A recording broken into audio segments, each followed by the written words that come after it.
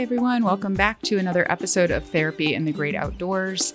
I am really excited to be diving back into doing 10-minute takeaways. I did these earlier on in the podcast if you've been listening for a while. And these are episodes where I take a research article and kind of synthesize it for you and give you some takeaways to apply to your practice. And I got away from doing these, I think, because, little update on my life here, I was finishing my dissertation. And honestly, y'all, I was so sick of looking at research studies. So I had to step away for a little bit from doing the 10-minute takeaways because I was writing so much of my own research and having to cite things and look at research so much in my dissertation finishing process, which I am done. I sent the final,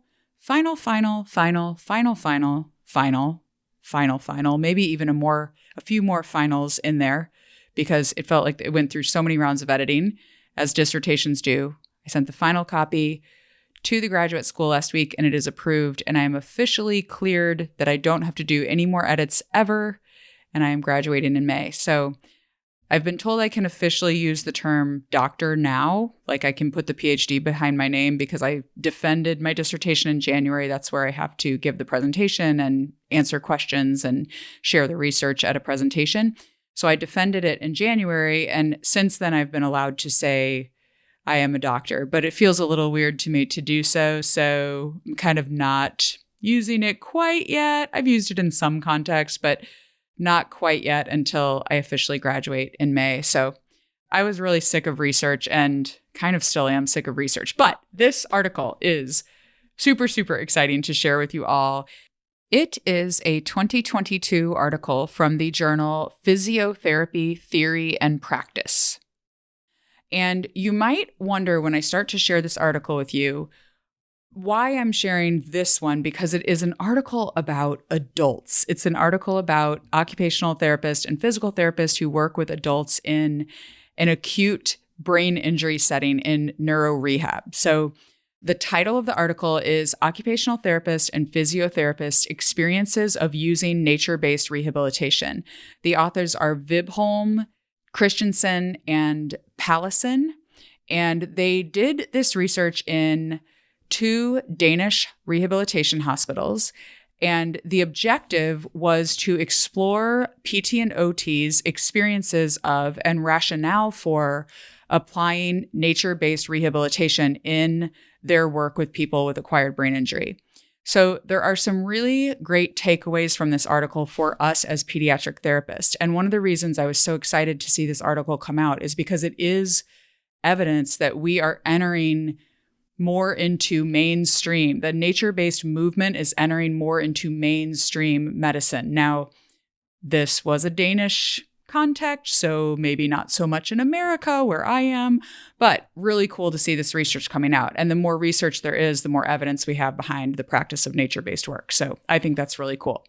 So what they did in this study was they did interviews. They did focus group interviews with 7 therapists. So it was a very small sample size, right? They had, I believe it was 4 PTs and 3 OTs who participated in these interviews. So they really wanted to look at what does nature offer for a therapy session and what is the therapeutic rationale for taking a PT or OT session outdoors into nature. So they talked some about the different settings that were available at the hospitals, but one of the main findings was just that it makes therapy more fun for the clients. And that is something we see in our work as nature-based pediatric therapists as well. A lot of times kids just feel like they're out there playing, which they often do in indoor settings as well. But it was a similar finding with the adults, making therapy more fun, more engaging, more novel.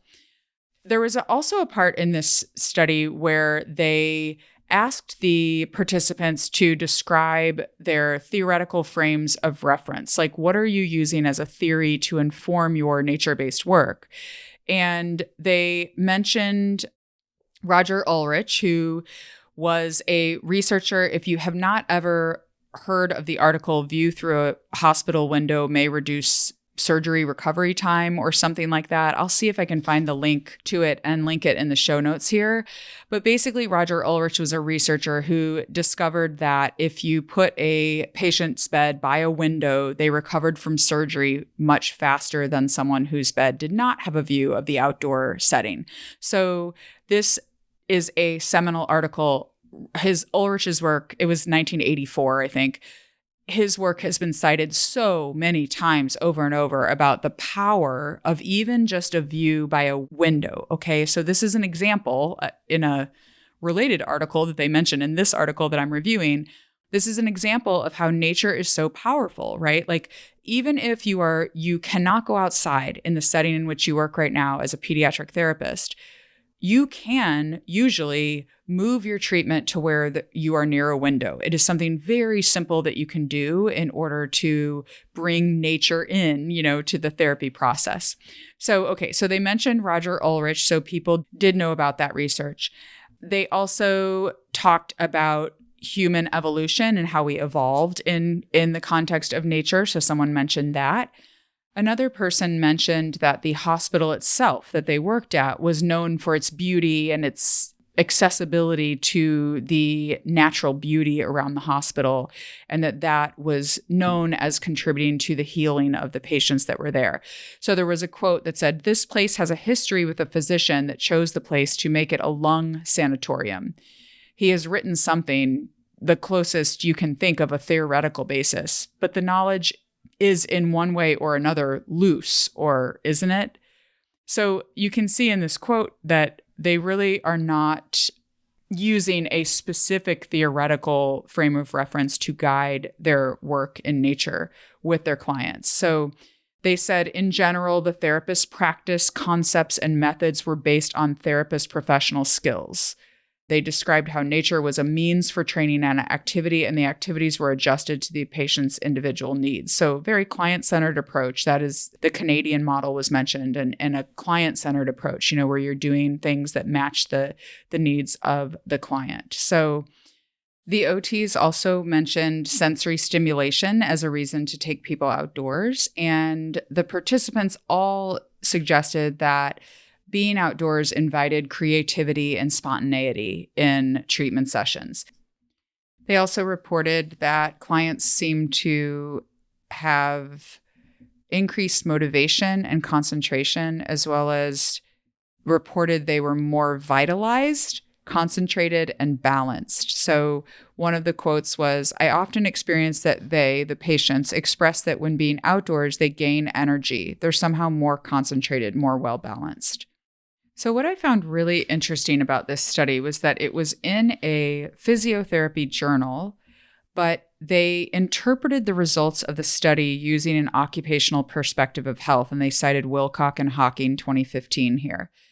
So they said that occupation, this is quoting from the article, occupation is defined by the 4 dimensions: doing, being, belonging, and becoming, which are all interrelated.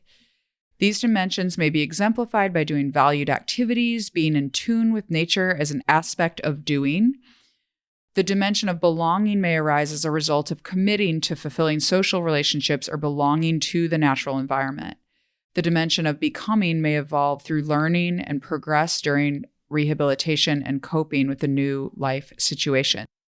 In the discussion, they state that nature-based work, according to several different theories which they reference from the introduction to the paper, is about relating to nature, sensing, coping, and understanding your own potential, as well as developing competencies when learning movement outdoors. So there were a few things. It actually says develop competences when learning movement outdoors. So I think some of these, maybe this was translated into English, I'm not sure. But I believe that's what they meant. And I thought that was a really beautiful picture of what nature-based work can do. In the discussion, they also mentioned that one of the participants had suggested that sometimes the outdoor setting is not as efficient of a way to work on the kind of high repetitions that people need to do. I'm assuming this was a physical therapist that said this, but maybe could have been an OT. That these high rep movements, like from a motor learning perspective, we want a lot of repetition, right? To get a movement laid down in the brain to be more automatic.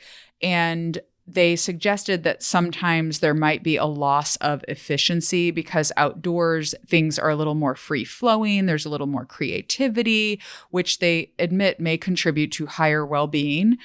Using this kind of play-based model, even with adults, where we're enjoying what we're doing so that we're not thinking about the work, quote unquote, that we're doing, but that maybe some of that efficiency of doing high repetitions was lost when you work outdoors. And so they kind of suggested that you need to think about, as a therapist, where you are doing therapy and what is the best environment for the client that you have and your objectives for them.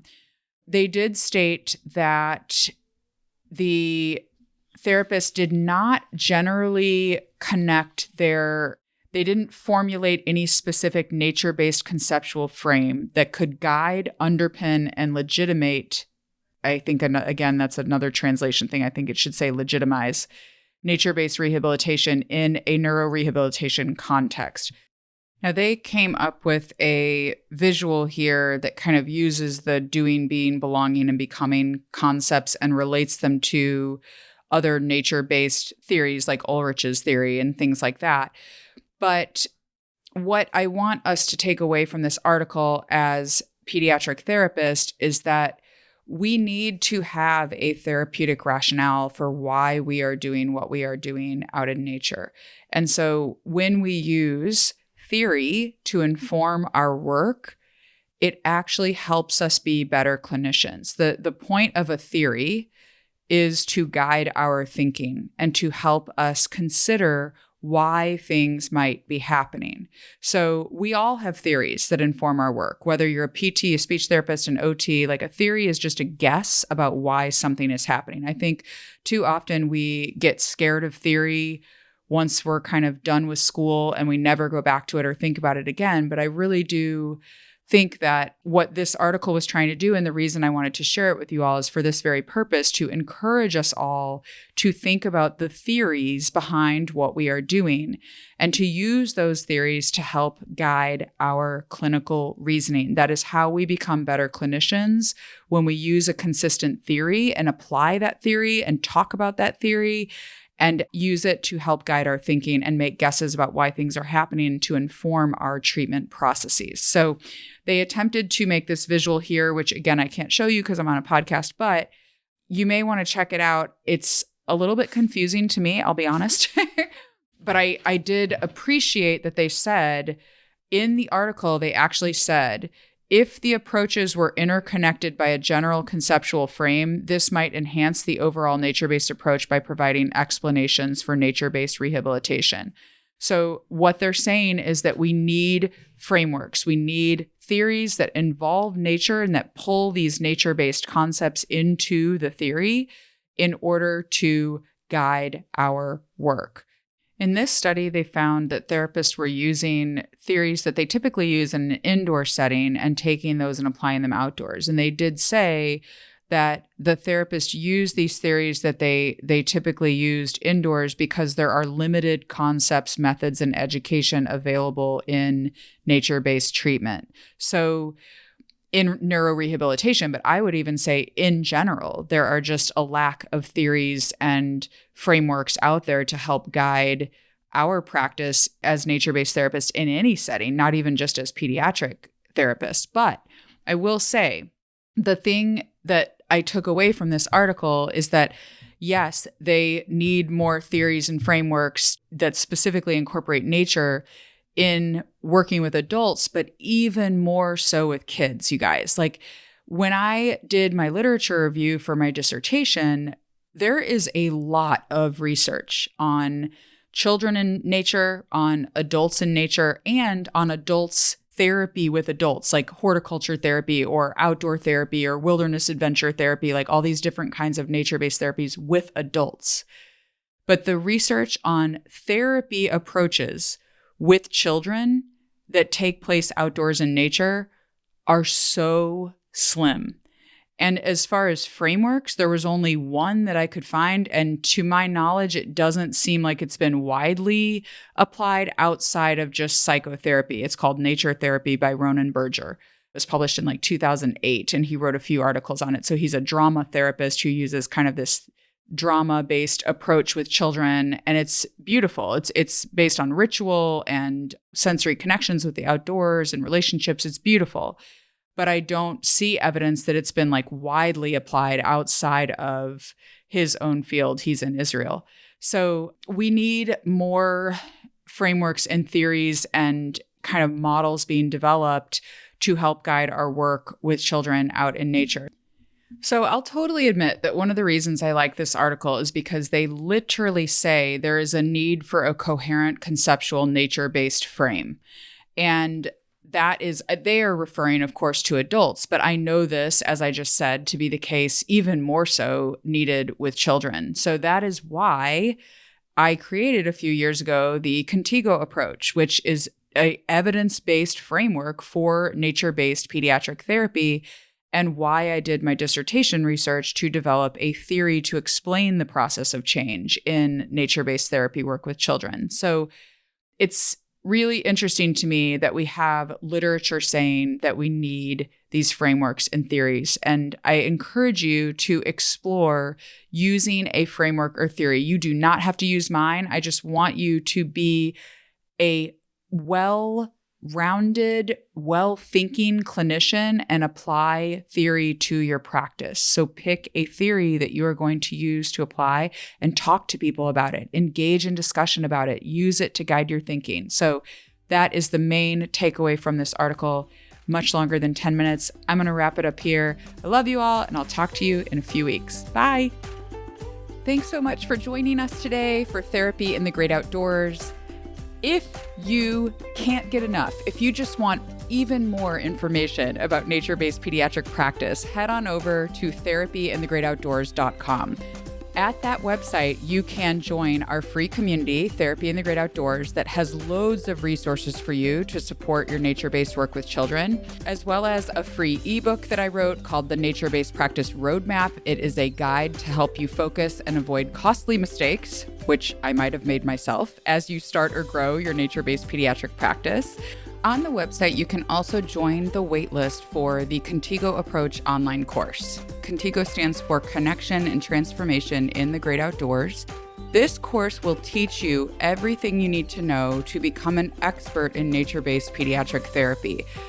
To my knowledge, it is the only evidence-based, operationalized framework for pediatric nature-based therapy. And what that means is that when you take the Contigo Approach course, you will have a shared mental model for yourself, your clients, and your team.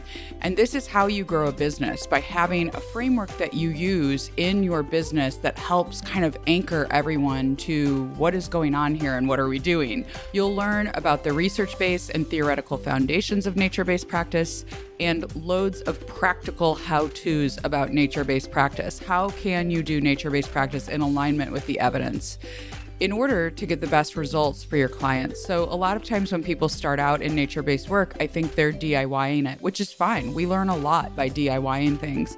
However, you're not often sure if you're doing things correctly. And that means you could be making mistakes that could be costing you valuable time with families and children and getting them the outcomes that they really want from your session. DIYing also costs you personally valuable time and money as you are getting started in nature-based work. And this course can save you all of that time and money. This course also includes lifetime access, including any updates we make, and ongoing mentoring for years to come on our mentoring calls that we offer with the online course. So truly gives you everything you need to become an expert. I promise that. And it's the only course that will guarantee that for you. So head on over to therapyinthegreatoutdoors.com. You can also go to contigoapproach.com, but I have tried to make everything available at therapyinthegreatoutdoors.com to make it easy to find all of the resources there in one place for you. That's it for today. Get outdoors, connect, reflect, and enjoy the business and practice of therapy in the great outdoors.